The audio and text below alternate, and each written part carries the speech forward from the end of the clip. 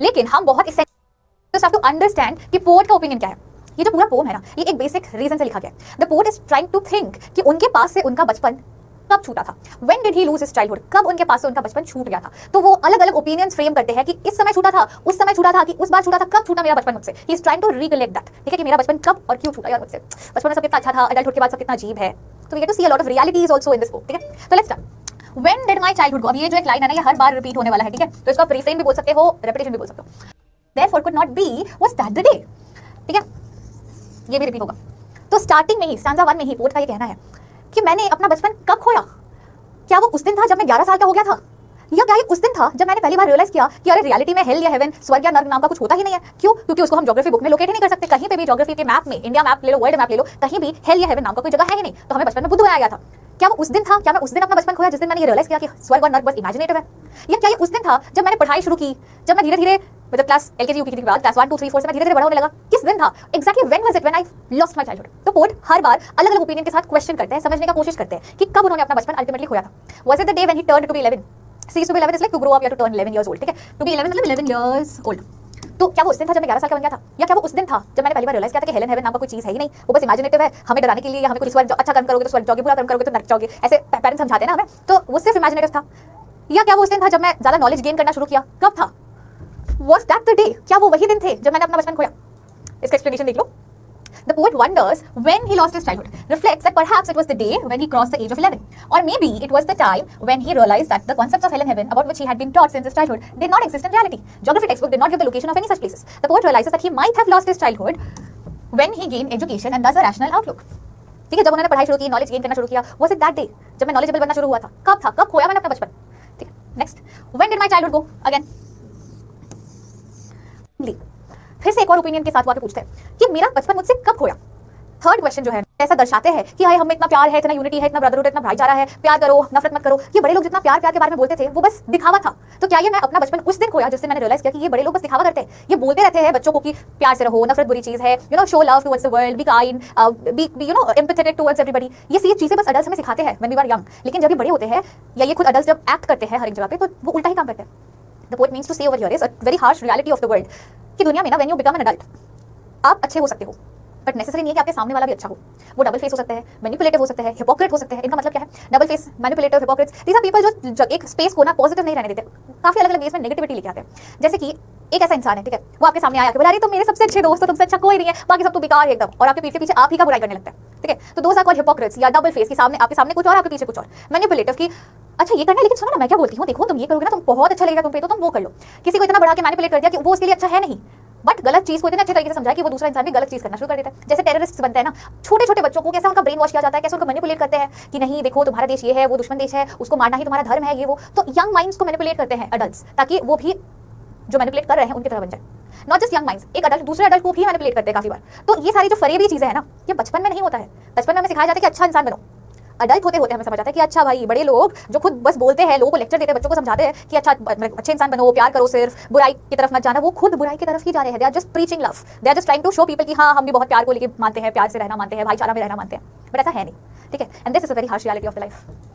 So in this stanza, poet reflects that maybe the loss of childhood occurred when he was able to see through the hypocrisy of adults. These people followed double standards with a difference in what they followed and what they preached. They told the poet to be loving and caring when the poet was small. However, they themselves were argumentative, violent, discourteous. Their behavior was a far cry from the love they sermonized about and advocated so reverently to the child. तो ऐसा कहते हैं कि देखो, आपको पता है parenting जो होता है ना बहुत डिफिकल्ट होता है फाइनेंशियली, तो वो अपने बच्चे को कुछ और सिखाएंगे, मिल जाए कि अच्छा बनो, ताकि वो इंसान अच्छा बने।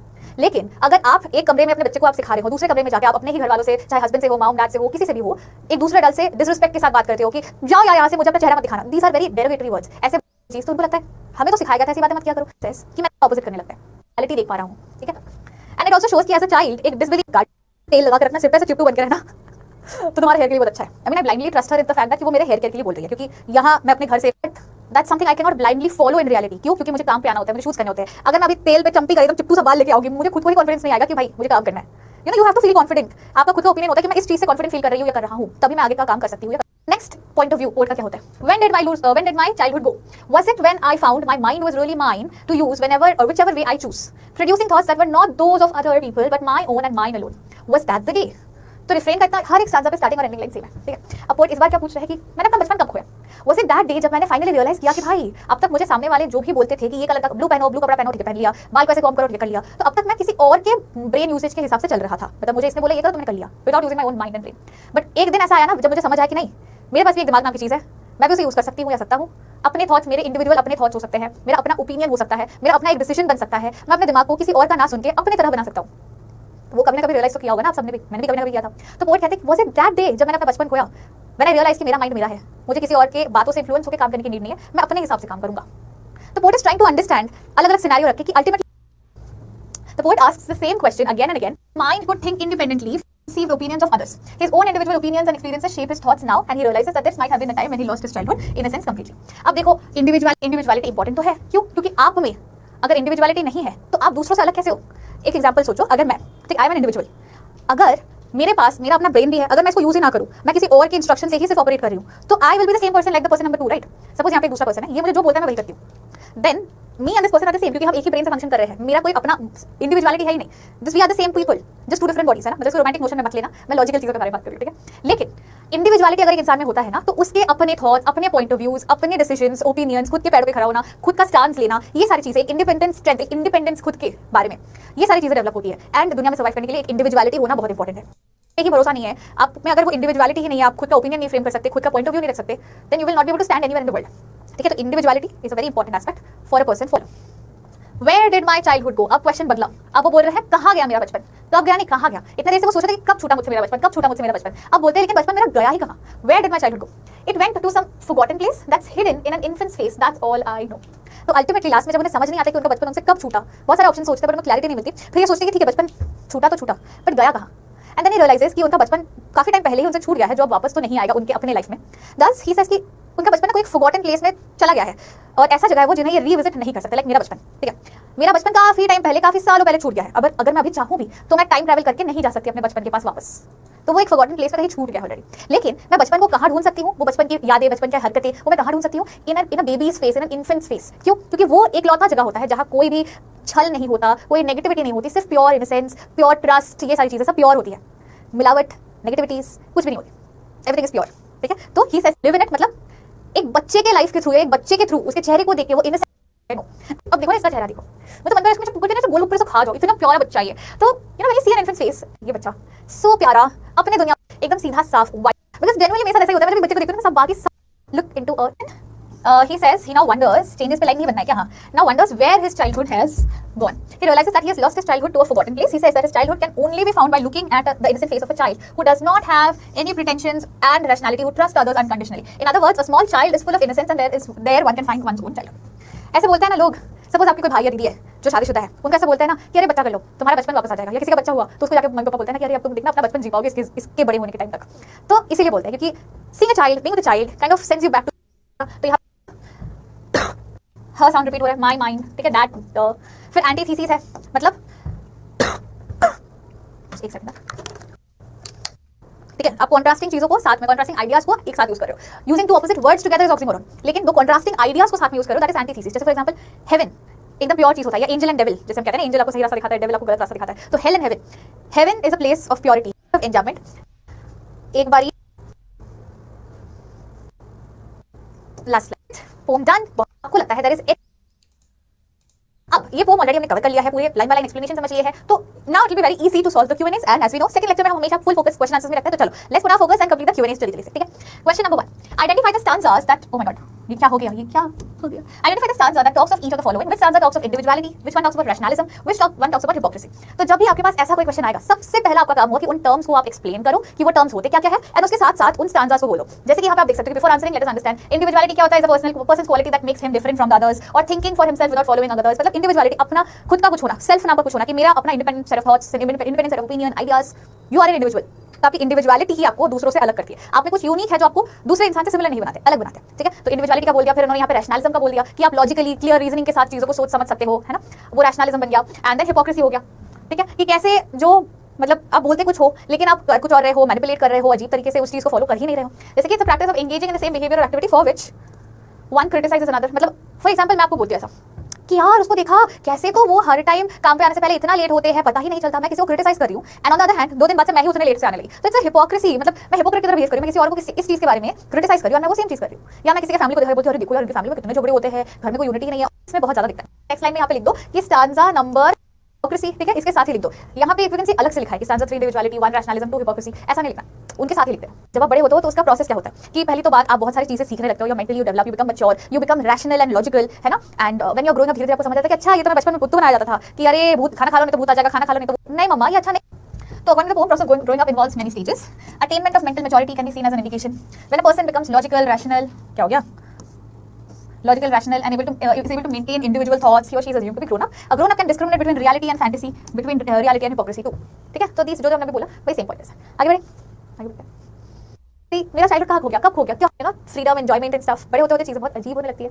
मुझसे पूछो भाई, मुझसे पूछो, मुझे अभी जो क्या भूल उसके चैनल थोड़ा सा डबल चिन आ कम बैक टू चाइल्डहुड, बचपन की बात कर रही थी, मैं बचपन में मोटी थी, कोई नहीं। तो ये face the childhood distinguish between the truth and imagination ले लिया है। तो उनका यही थॉट था ना कि lines in this poem and why, कौन से lines in this poem most poetic, most क्या बोलूं मैं, द वंस जिसने आपको सोचने पे भी मजबूर किया कि वो कौन से लाइंस है जो बहुत ज्यादा टच करता है आपको फील दिल पे जाके से और क्यों। तो ऑब्वियसली बात है ना, where in my childhood went to some forgotten place that's hidden in an infant space. This part कारण ये है कि एज एन एडल्ट हमें हमेशा लगता है कि भाई बड़े होके कितना कुछ देखना पड़ता है। एक तो पहली बात आप में रिस्पॉन्सिबिलिटीज बहुत सारी आ जाती है जिन्हें आपको निभाना पड़ता है। दूसरा, वो रिस्पॉन्सिबिलिटी निभाने के लिए आपको कहीं जाके काम करना पड़ता है, लोगों से इंटरेक्ट करना पड़ता है स्टफ। अब नेसेसरी नहीं है कि हर जगह आपको अच्छे लोग ही मिलेंगे, आपको काफी multiple different type of people से डील करनी पड़ती है। तो व्हेन यू बिकमिंग अडल्ट्स आप धीरे धीरे रियलाइज, आप अभी 11th में हो ना, स्कूल पार करके देखो, स्कूल का जैसे आपका स्कूलिंग खत्म हो जाता है ना, कॉलेज पे जाते हो, तब देखा आपको एक ह्यूज डिफरेंस दिखेगा between school life and college life. वहां पे भी लोग कितने डिफरेंट हो सकते हैं, एटमॉस्फेयर फिर भी उतना डिफरेंस नहीं होगा compare to school life and work life, वो तो ऐसा डिफरेंस हो जाता है। ठीक है, तो या I mean losing of childhood is very basic innocence होगा। These poignant lines explain beautifully what most adult feels. Childhood will never come back to us, though we can find it in, मतलब खुद को resist नहीं कर पाती मैं जाके बच्चे से हाय हेलो मैं यही सब करते रहती हूँ। वो जितने बचकान चीजें या बचपन तो ना अभी फिर वो वाला बुल राइड लूंगी, बस सब कुछ करूंगी, सारी बचपन वाली चीजें कर सकती हूँ मैं अभी भी। And when I see these people who behave like adults, मुझे ऐसा लगता है कि भाई डू नॉट डू दैट। कुछ साल बाद जब आप एक्चुअली एडल्ट्स बन जाओगे तब आपको ऐसा लगेगा कि दुनिया में कितना बोझ है, मैं बचपन से बोझ लेके भी बड़ी हो रही हूँ, अभी बोझ और बढ़ते जा रहा है, खत्म नहीं होता है। तो क्यों बोझ लेना है, जितना दिन आप एंजॉय कर सकते हो फ्रीली उतना एंजॉय करो ना, जितनी क्रेजी चीजें कर सकते हो करो। दोस्तों के साथ खेलना, मस्ती करना, प्रैंक्स करना, अनहार्मफुल प्रैंक्स, ठीक है, करना, enjoy as much as you can basically. What is the poem Childhood about? Poets lost childhood, childhood of every person, innocence in childhood, poets father's child. Poets lost childhood. वो उसी को ढूंढते रहते हैं ना, when मतलब कब उन्होंने अपना बचपन खोया। He starts with that line and keeps repeating that line time and again कि when did I lose my childhood? Next, what did the poet find out about hell and heaven? They could not be found in geography books. They were imaginary places. They were created by men. Both A and B. हाँ, so D is the correct answer. Both A and B. कि वो उन्हें hell and heaven को हम geography book में नहीं ढूंढ सकते। Lies about adults. They are mature. They have to earn money. They are not what they seem to be. They are cunning and selfish. प्यार है, but when we become adults we see अच्छा there's a lot of things जो सिर्फ दिखावटी होती है, जो सिर्फ और सिर्फ एक अडल्ट को दूसरे अडल्ट के बारे में समझ आता है। So according to the poet adults can be described as stupid or clever. ये तो क्लियरली मेंशन किया है hypocrites. Adults can be expressed या जब उन्होंने अपना बचपन खोया, अपने माइंड के बारे में रियलाइज कि he can use it whenever and in whichever way he wants to. He could take his own decisions. He could form all his opinions by himself. So thus it's all of the above. D is the correct answer. ये सारे points सही है ना कि अब हम बड़े हो रहे हैं तो हम हमारे माइंड को अपने हिसाब से यूज कर ही सकते हैं, ओपिनियंस बनाने, डिसीजंस बनाने के लिए, समझने के लिए, सोचने के लिए। Okay, this is your homework number 1, extract based question. ठीक है, ये होमवर्क नंबर 1 हो जाना चाहिए, मिस मत करना। Make sure you complete readers को कि मेरा बचपन कहाँ गया, कब गया। तो व्हेन डिड माय चाइल्डहुड, कब हो गया मुझसे मेरा बचपन, ये क्वेश्चन बार बार पूछते हैं ना। ये मैंने समझाते वक्त भी आपको बोला था कि डिफरेंशिएशन लिख के रखना, क्या कि चाइल्डहुड में हम देखते हैं कि it's a blissful period where child trusts everyone, there is innocence, there is no hypocrisy. लेकिन adulthood is marked by rational and creative thoughts, ability to perceive and differentiate and learn new things. In this stage, one also learns to be double-faced, crafty, manipulative, and etc. ठीक है, 11 जब उन्होंने 11 साल का उम्र cross use करूंगा, अपना opinion रखूंगा। Hell and heaven, हाँ ये भी बड़े बनाएंगे तेल पे, केस नहीं है, ठीक है, इसलिए he could support was a child. Adults seem to be like the symbols of love and trust and a lot of के लिए कुछ भी कर सकते हैं, लेकिन बड़े होने के बाद उनका poet grew up, he could make out the double standards followed by adults. He realized that though adults preached of love, talked of love, their behavior was totally different and full of manipulation. They were all hypocrites who behaved differently from the way they talk. पीछे वो आपके discovery. सो poet discovered कि वो खुद बाकी सब मतलब सारे लोग अपने अपने में अलग होते हैं। People have individuality in themselves, है ना। एंड एक इंसान अपने माइंड में किसी और से मैनिपुलेट ना होकर खुद के ओपिनियंस भी रख सकते हैं। ठीक है, this is how what your opinions without getting influenced by next वाले क्वेश्चन पे growing up and you may start when age अपने, ठीक है, independent thinking is a step towards adulthood. If yes, how explain with reference to the poem. तो independent thinking को लेकर हमने एक 3 मार्कर आंसर भी देख लिया, लॉन्ग आंसर टाइप भी फ्रेम कर सकते हो। और ये सेम क्वेश्चन को एक और वे में पूछा जा सकता है कि मार्कस नेटन जो पोएट हमारे इंपॉर्टेंट क्वेश्चन ये होमवर्क मत देखना, ठीक है। So that's it, stay smiling.